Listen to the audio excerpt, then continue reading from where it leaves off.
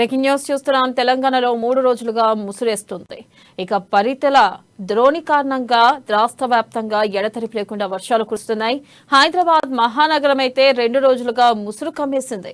తెల్లవారుజాము నుంచే భారీ వర్షం కురిసింది. ఇక దీంతో నగరంలోని పలు ప్రాంతాలు జలమయమయ్యాయి. రోడ్లపై భారీగా వరద నీరు వచ్చి చేరడంతో వాహనదారులకు తీవ్ర ఇబ్బందులు ఎదురవుతున్నాయి. దీనికి తోడు తీవ్ర చలిగాలులు వీస్తూ ఉండడంతో నగరవాసులు బయటకు రావడానికే జంకుతున్నారు.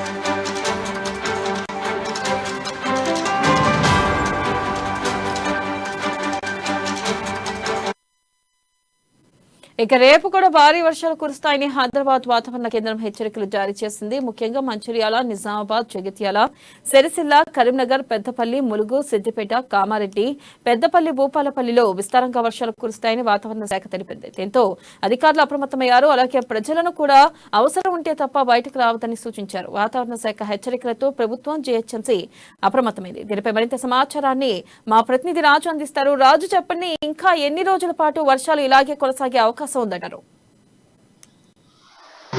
గత 3 రోజులుగా తెలంగాణ వ్యాప్తంగా వర్షాలు అయితే విపరీతంగా కురుస్తా ఉన్నాయి. ఉపరితల ఆవర్తన ద్రోణి ప్రభావంతో బంగాళాఖాతంలో ఏర్పడినటువంటి వాయుగుణం కారణంగా ఈ వర్షాలు కురుస్తున్నాయని చెప్పి వాతావరణ శాఖ అధికారులు అయితే చెప్తా ఉన్నారు. దీనికి సంబంధించి ఇప్పటికే విద్యాశాఖగా తెలంగాణ వ్యాప్తంగా విద్యా సంస్థలకు 2 రోజులు సెలవులు కూడా ప్రకటించిన సంగతి మనం చూసాము. ఈ నేపథ్యంలోనే హైదరాబాద్ జీహెచ్ఎంసీ అధికారులతో నిన్న మంత్రి కేటీఆర్ కూడా మున్సిపల్ శాఖ మంత్రి సమావేశం కావడం జరిగింది. హైదరాబాద్ లో కూడా ఎక్కడికక్కడ ఏర్పాట్లు కూడా ఎప్పటికీ పర్యవేక్షించి 24 గంటల పాటు అందుబాటులో ఉండాలి అని చెప్పి అధికారులు కూడా ఆయన ఆదేశించిన పరిస్థితి చూసాము. సో మనం ప్రస్తుతం సికింద్రాబాద్ లో ఉన్నటువంటి డైమండ్ పాయింట్ ఏరియా దగ్గర ఉన్నాము. ఇక్కడ మనం చూడవచ్చు వర్షాలకి దాదాపు చాలా మంది ఇప్పటికీ ఆఫీస్కి వెళ్ళే టైం కాబట్టి ఇబ్బందులు ఎదుర్కొంటున్న పరిస్థితి కూడా ఉంది. దీనికి తోడు రోడ్ల మీద నీటి ప్రవాహం కూడా ఎక్కువగా కనిపిస్తా ఉంది మనకు. సో ఈ గత 3 రోజులుగా ఇదే పరిస్థితి ఉంది తెలంగాణ రాష్ట్ర వ్యాప్తంగా. ముఖ్యంగా ఇంకొక 3 రోజుల పాటు ఇదే విధమైనటువంటి పరిస్థితి ఉంటుందని చెప్పి కూడా చెప్తా ఉన్నారు. అదేవిధంగా హైదరాబాద్ లో అయితే సోమవారం నుంచి కూడా ఈ వర్షాలు పడతా ఉన్నాయి. దీనికి తోడు ఇప్పటికే మరో 7 జిల్లాలకు ఇప్పటికే రెడ్ అలర్ట్ కూడా జారీ చేసిన సందర్భం మనం చూసాము. ఇప్పటికీ ఎల్లో అలర్ట్ కూడా హైదరాబాద్, జగిత్యాల, జనగాం, మేడ్చల్, మల్కాజ్గిరి, రంగారెడ్డి, వికారాబాద్, వరంగల్, యాదాద్రి, భువనగిరి జిల్లాలకు ఇప్పటికీ ఎల్లో అలర్ట్ కూడా జారీ చేశారు. అదేవిధంగా భారీ వర్షాల కారణంగా ఇప్పటికీ రోడ్ల మీద అయితే నీళ్ళు అయితే విపరీతంగా పారుతున్న పరిస్థితి, నాళాలు అయితే పొంగి పొరులుగా ఉన్నాయి. అదేవిధంగా జిహెచ్ఎంసీలో చూస్తున్నటువంటి అయితే ఎటువంటి పరిస్థితులు వచ్చినా ఎదుర్కొనేందుకు సిద్ధమని చెప్తున్నప్పటికీ అధికారులు అయితే ఎక్కడ కనిపించని సందర్భం నుంచి చెప్పి ప్రతిపక్షాలు ఇప్పటికే విమర్శిస్తా ఉన్నాయి. దీనికి తోడు బంగాళాఖాతంలో ఏర్పడినటువంటి ఏదైతే అల్పపీడనం ఉందో దీని ప్రభావంతో వర్షాలు అయితే విస్తారంగా కురుస్తా ఉన్నాయి. ఇప్పటికే వాగులు, వంకలు పొంగి పొరులుగా ఉన్నాయి. దీనికి తోడు ఉపరితల ఆవర్తనానికి తోడు నైరుతి ఋతుపవనాలు చురుగ్గా కదులుతుండడంతో ఈ వర్షాలు కూడా ఎక్కువగా ఉన్నాయని చెప్పి కూడా వాతావరణ శాఖ అధికారులు చెప్తా ఉన్నారు. అదేవిధంగా ఒకసారి మనం ఎల్లో అలర్ట్ ఉన్న ప్రాంతాలు చూసుకున్నట్లయితే హైదరాబాద్, జగిత్యాల, జనగాం, మేడ్చల్, మల్కాజ్గిరి, రంగారెడ్డి, సంగారెడ్డి, వికారాబాద్, వరంగల్ జిల్లాకి ఎల్లో అలర్ట్ ఉంది. సో ఒకవేళ ఆరెంజ్ అలర్ట్ ఉన్న ప్రాంతాలు మనం చూసినట్లయితే భద్రాద్రి కొత్తగూడెం జిల్లా, జయశంకర్ జిల్లా, కరీంనగర్, మంచిర్యాల, ములుగు, నిజామాబాద్ జిల్లాలకు ఆరెంజ్ అలర్ట్ ఇచ్చారు.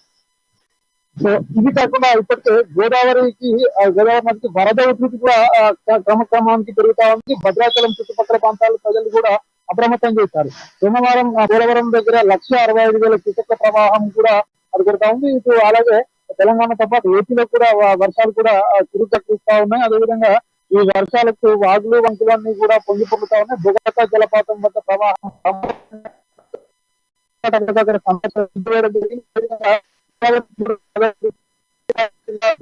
మండలం వనకాల వద్ద ప్రవాహం